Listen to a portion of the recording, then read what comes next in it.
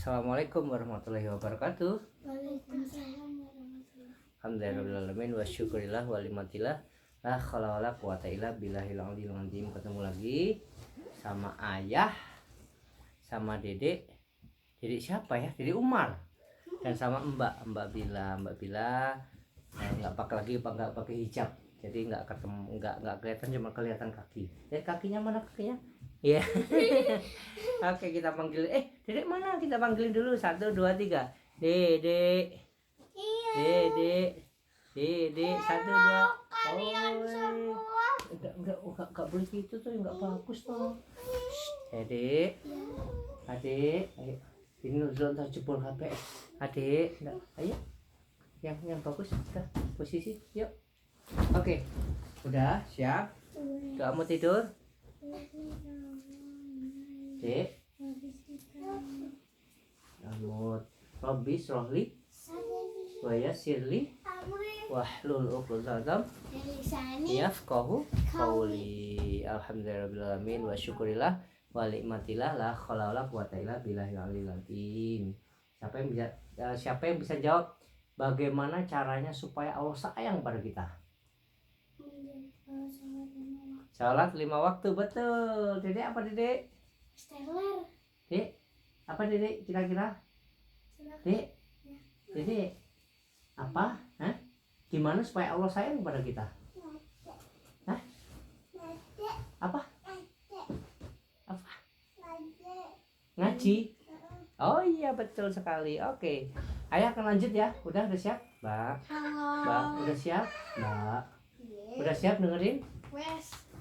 Oke, ayah akan lanjut bagaimana di dalam buku Asmaul Husna salah satu nama-nama Allah yang akan ayah bahas yaitu Al-Aziz. Allah yang maha perkasa. Ya, jadi Aziz itu Allah yang maha perkasa. Berarti Abdul Rahman kan artinya maha pengasih. Iya. Udah, ini siap? Ayo, udah bubuk semua? Belum. Ya, mau udah bubuk semua.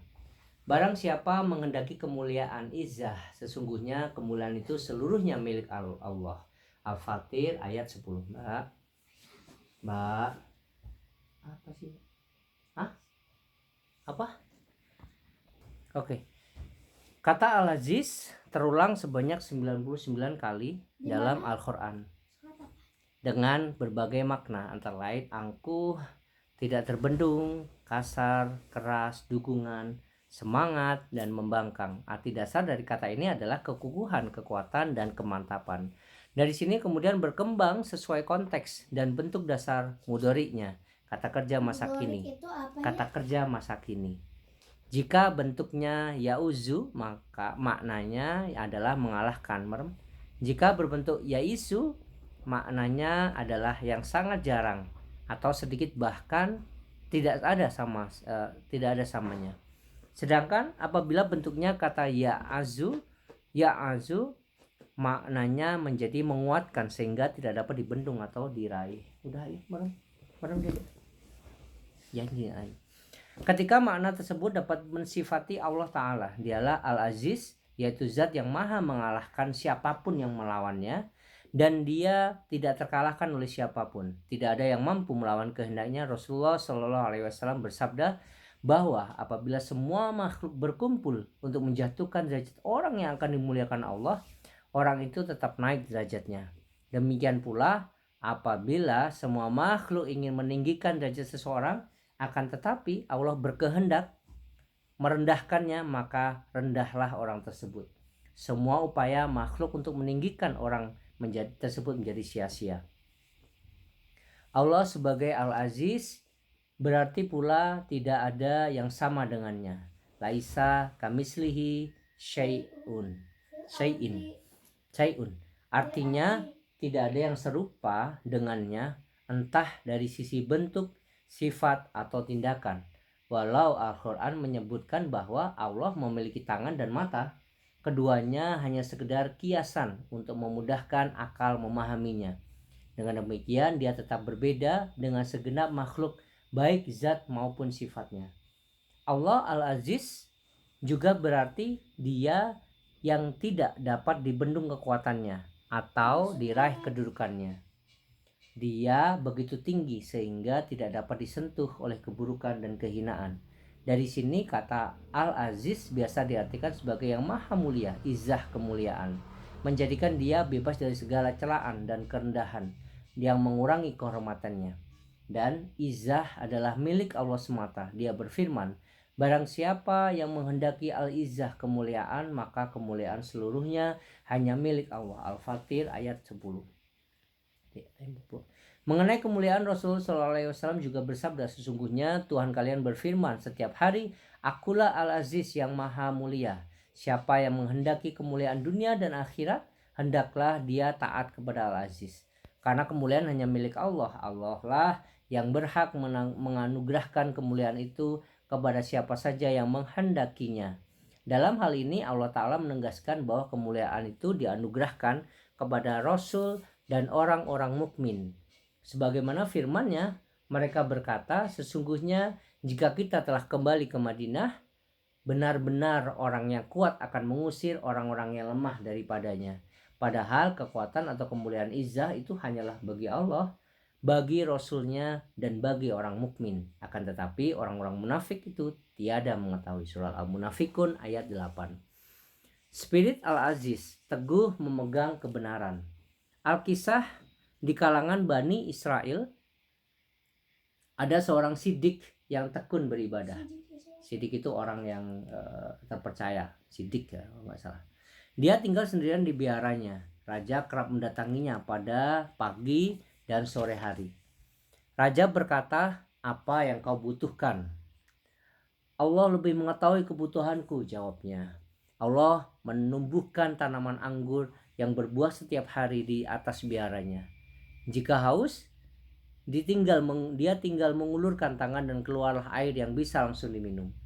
Suatu ketika datanglah seorang wanita cantik ke tempat itu saat matahari hampir tenggelam. Wanita itu memanggilnya, wahai hamba Allah. Iya, sahutnya. Apakah Tuhan melihatmu? Tanya si wanita. Sang abid menjawab, dialah Allah yang Maha Esa, Maha Perkasa, Maha Hidup, Maha berdiri sendiri, Maha mengetahui isi hati, dan Maha membangkitkan manusia dari kubur. Negeriku masih jauh, ujar si wanita. Wanita ini pun meminta izin untuk ikut menumpang di biaranya sang abid. Dengan ragu, akhirnya sang abid mengizinkan si wanita masuk. Namun apa yang terjadi? Tampaknya si wanita hanya ingin menggoda dan menjerumuskan sang abid. Tidak lama setelah memasuki biara, dia justru berusaha menggoda tuan rumah sampai-sampai dia berani melepaskan seluruh pakaiannya. Melihat itu, sang abid menutup mata seraya berkata, celakalah kamu, tutuplah dirimu. Namun wanita itu semakin berani. Dia berkata, bagaimana jika engkau bersenang-senang denganku malam ini? Abid ini lalu berkata kepada nafsunya, wahai nafsu, bagaimana menurutmu? Ya, aku ingin bersenang-senang dengannya, jawabnya. Celakalah kamu, wahai nafsu. Apakah kamu menginginkan pakaian dari api neraka? Apakah kamu ingin menghanguskan ibadahmu selama ini? Ketahuilah, pezina akan masuk neraka. Wajahnya akan ditelungkupkan di dalam bara api. Neraka adalah api yang tiada akan padam. Siksanya tiada akan akhir. Aku khawatir Allah akan murka kepadamu dan tidak pernah lagi ridho untuk selamanya. Saat itu di dalam diri sang abid terjadi pertentangan antara nafsu dan keimanan. Sang nafsu kemudian ditantang, baiklah, akan kuberi kamu api yang kecil. Jika kamu sabar menghadapinya, aku akan mengajakmu bersenang-senang dengan wanita itu malam ini. Dia kemudian mengisi lentera dengan minyak dan menyulut sumbunya. Si wanita terus memperhatikan apa yang dilakukan sang abid. Orang salah ini kemudian meletakkan tangan di atas api yang menyala pada sumbu. Dia berseru, bakarlah. Api pun segera membakar tangan dan jemarinya. Melihat hal ini, si wanita berteriak histeris. Dia tidak sanggup melihat luka bakar yang menganga pada tangan si abid. Hasratnya untuk bermaksiat pun hilang sirna. Demikian pula sang abid. Dia terselamatkan dari bujuk, rayu, setan, dan gejolak nafsu. Dikutip dari Air Mata Cinta Pembersih Doa, Ibnu Jauzi halaman 215. Seperti itulah saudaraku, memegang kebenaran itu bagai memegang bara api. Dipegang terus tangan hangus terbakar. Jika dilepaskan, seluruh badan yang akan terbakar. Pilihan pertama jauh lebih bijaksana daripada pilihan yang kedua. Awalnya memang sakit, tetapi akhirnya penuh kenikmatan, walau mempraktikkannya tidak semudah mengatakannya. Karena sulit itulah Allah Ta'ala akan memberi ganti dengan yang jauh lebih baik bagi siapapun yang mengorbankan kenikmatan hidupnya karena mengharap ridho dari Allah. Ada teladan luar biasa dari ahli ibadah ini. Dia memiliki izzah dan terpeliharaan sebagai seorang muslim, ingatan yang kuat terhadap kenikmatan dan siksa Allah di akhirat kelak. Mampu mengendalikan dirinya dari berlaku maksiat. Dia memilih terbakar di dunia daripada terbakar di akhirat. Dia lebih memilih bidadari surga daripada mengikuti ajakan berzina dari seorang wanita cantik. Inilah sebentuk bijaksanaan dan keperkasaan mental. Dia menolak kenikmatan yang kecil untuk mendapatkan kenikmatan yang besar, memilih sakit yang ringan di dunia untuk menghindari sakit siksa berat di akhirat. Utsman bin Affan radhiyallahu anhu mengatakan tanda-tanda orang bijaksana ada 5, yaitu 1. Hatinya selalu berniat suci, lidahnya yang selalu basah dengan zikrullah. 2. Matanya senantiasa menangis karena penyesalan terhadap dosa. Segala perkara dihadapinya dengan sabar dan tabah dan mengutamakan kehidupan akhirat daripada kehidupan dunia. Kemuliaan seorang itu tidak terletak pada kekayaan, keturunan, atau kedudukan sosialnya. Kemuliaan terletak pada sejauh mana kualitas hubungan dengan Allah Ta'ala. Siapa yang menghendaki kemuliaan, hendaklah dia menghubungkan diri dengan Allah Ta'ala dan tidak mengandalkan manusia untuk meraihnya. Sebab siapapun yang telah menggantungkan harapannya kepada selain Allah, niscaya dia akan dihianakan dengan sesuatu yang digantunginya tersebut. Spirit Al-Aziz menjaga kemuliaan dan harga diri. Seseorang yang menghayati makna Al-Aziz, dia akan berusaha seoptimal mungkin dalam memelihara dan menjaga kehormatan dirinya. Dia tidak akan mengulurkan tangan untuk meminta kepada orang lain. Dia pun akan menjauhi hal-hal yang akan merusak kredibilitas dan harga dirinya sebagai seorang muslim. Apapun resikonya, dia sangat memahami bahwa harga diri adalah barang mahal yang tidak bisa dibeli dengan uang. Namun amat disayangkan, sebagai manusia justru beranggapan bahwa harga diri akan datang apabila aksesoris duniawi ada dalam genggaman tangannya. Padahal demi Allah, itulah jiwa materialistis yang akan menghancurkan harga diri seseorang. Saudaraku, setidaknya ada 5 ciri manusia yang telah terasuki karakter kapitalis. Pertama, segalanya hanya diukur dengan materi. Kedua, rakus, tamak, serta tidak pernah merasa puas memperturutkan keinginan seperti koruptor. Ketiga, aji mumpung. Keempat, individualistis atau lebih mementingkan dirinya sendiri. Kelima, hanya mau berkalkulasi untung rugi. Sekiranya kita telah ikut merasuki 5 ciri ini, kehancuran harga diri tinggal menunggu waktu. Lalu apa saja yang dapat menghancurkan diri kita? Setidaknya ada 2 hal. Pertama, tidak tahu malu. Sekarang banyak ya. Sekali seseorang tebal muka, bermuka badak, dia tidak akan malu kalau hidupnya membebani orang lain di rumah, di kantor, ataupun di masyarakatnya. Dia hanya menjadi beban lantaran tangannya ditengadahkan kepada orang lain. Hidup berkeluarga misalnya bertahun-tahun ikut numpang di rumah mertua, namun semua dia jalani dengan ringan tanpa berpikir sama sekali untuk turut membayarkan listrik, telepon, atau air yang sehari-hari dipakainya. Pemuda yang telah tamat sekolah susah mencari kerja, tapi sehari-hari hanya duduk dan nongkrong saja, sementara batang demi batang rokok dia beli dari uang orang tuanya. Saudaraku, siapapun yang hidupnya hanya mengharapkan uluran tangan orang tanpa mau membalas kebaikan, sedikit demi sedikit harga dirinya akan jatuh. Padahal Islam mengajarkan bahwa harga diri kita harus dijaga sebaik-baiknya. Benar, kita memiliki kekurangan yang membuat kita membutuhkan pertolongan orang lain. Namun, kita pun harus ingat bahwa setiap kali membebani orang lain, kita harus berjuang agar bisa meringankan beban orang lain pada sisi yang mampu dan sanggup kita lakukan. Belajarlah untuk malu menikmati sesuatu yang bukan menjadi hak kita. Kedua, tidak tahu balas budi.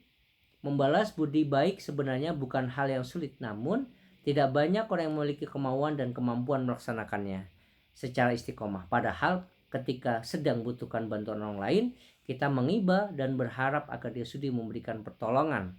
Namun ketika masalah sudah terpecahkan, kita pun segera lupa seolah-olah jalan keluar itu datang dengan sendiri. Ada contoh, ketika sakit biasanya kita segera pergi ke dokter. apa yang terjadi setelah penyakit sirna dari tubuh, kita pun segera kembali tenggelam dalam kesibukan sehari-hari. Hampir tak pernah terlintas dalam pikiran kita untuk mengangkat genggaman telepon dan menulis SMS sekedar mengucapkan terima kasih. Sebuah pepatah menyebutkan karena nilai setitik rusak susu sebelah enggak. Biasa begitu. Bertahun-tahun seseorang membiayai kita. Dari asalnya seorang menganggur, diberinya kita lapangan pekerjaan. Kebutuhan kita pun juga tercukupi berkat imbalan yang diberikan. Terkadang kita lalai, terkadang pula mungkin sempat mengambil yang bukan menjadi hak kita. Namun semua itu tidak membuat kita diberhentikan dari pekerjaan. Apa yang terjadi kemudian? Ketika orang itu menyinggung perasaan, serta-merta kita menghapus daftar kebaikannya dalam memori. Yang tersisa dalam pikiran hanya keburukan yang mungkin hanya sekali dua kali, bahkan bukan tidak mungkin, itu hanya sebuah kesalahpahaman. Semoga Allah Zat yang Maha Mulia menuntun kita menjadi orang yang tahu malu dan tahu balas budi. Tanpa kedua hal ini sampai kapanpun kita tidak akan mampu meneladani Asma Al-Aziz. Spirit Al-Aziz, satunya kata dan perbuatan. Saudaraku, salah satu penghancur kehormatan dan harga diri kita adalah tidak sesuainya antara kata dan perbuatan. Kita melarang orang lain mengerjakan sesuatu, tetapi kita sendiri justru melakukannya. Kita menyuruh anak pergi ke masjid untuk sholat berjamaah, tetapi kita sendiri lebih senang sholat sendirian di masjid, di rumah. Tidak satunya antara kata dan perbuatan adalah penghancur kredibilitas dan harga diri kita di hadapan orang lain. Bahkan dia menjadi sebab datangnya kemurkaan Allah Azza wa Jalla. Terungkap dalam Al-Quran, hai orang-orang yang beriman, mengapa kamu mengatakan apa yang tidak kamu perbuat? Amat besar kebencian di sisi Allah bahwa kamu mengatakan apa-apa yang tiada kamu kerjakan. Surat Al-Qasas As-Saff ayat 2-3. Maka teramat penting bagi guru atau seorang alim yang menjadi panutan umat, penunjuk kepada jalan yang lurus, atau setidaknya dia berstatus sebagai orang tua yang harus menjadi teladan kebaikan bagi anak-anaknya. Untuk berusaha meneladani Al-Aziz dengan meneladani asma Allah yang satu ini, dia tidak akan mengatakan apa-apa yang tidak atau belum dilakukannya. Dia akan memastikan bahwa apa yang dikatakannya harus sesuai dengan keseharian dan tindak tanduknya. Jika memang dia harus mengatakan atau mendakwahkan sesuatu yang belum diamalkannya, yang bersangkutan akan berjanji dan berusaha sekuat mungkin untuk pula mengamalkannya. Bagian mutiara kasih dari Al-Aziz, ada teladan menakjubkan dari seorang Hasan Al-Basri rahimahumullah, seorang ulama besar dari kota Basrah, tentang bagaimana menjaga kemuliaan diri dengan menyelaraskan antara ucapan dan perbuatan. Suatu ketika seseorang mendatangi Imam Hasan Al-Basri dan berkata, "Wahai Imam, sebaiknya Anda berkhutbah Jumat tentang anjuran memerdekakan hamba saya." Lalu Hasan berkata, "Akan aku lakukan insya Allah." Ketika hari Jumat tiba, Imam Hasan Al-Basri naik mimbar. Akan tetapi dia tidak membahas tentang pembebasan budak. Dia berbicara tentang masalah lain. Kemudian tibalah Jumat berikutnya dan dia tidak melakukan hal yang sama seperti Jumat sebelumnya. Demikian pula pada Jumat ketiga dan keempat.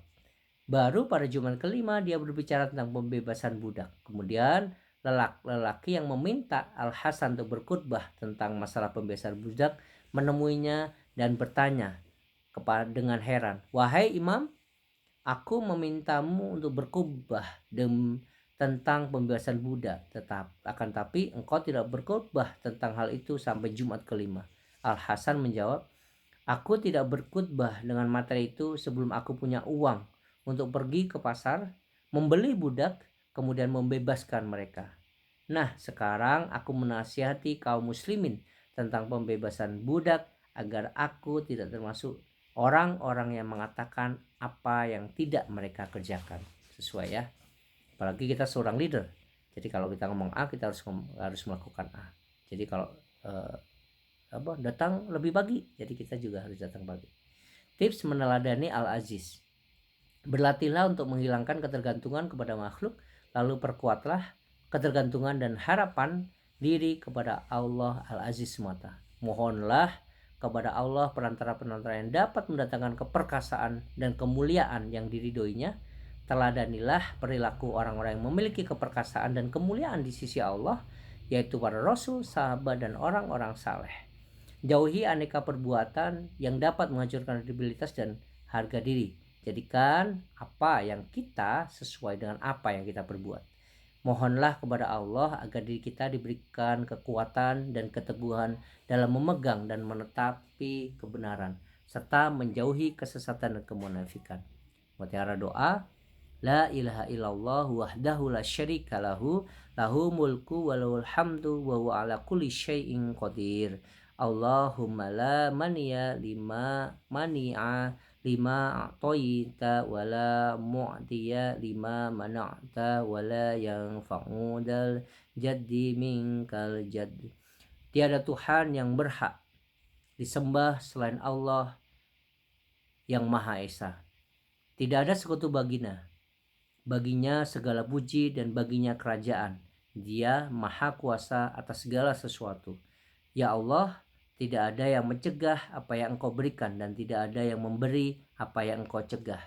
Tidak berguna kekayaan dan kemuliaan itu bagi pemiliknya selain iman dan amal soleh. Hanya darimu kekayaan dan kemuliaan. Hadis riwayat Al-Bukhari dan Muslim.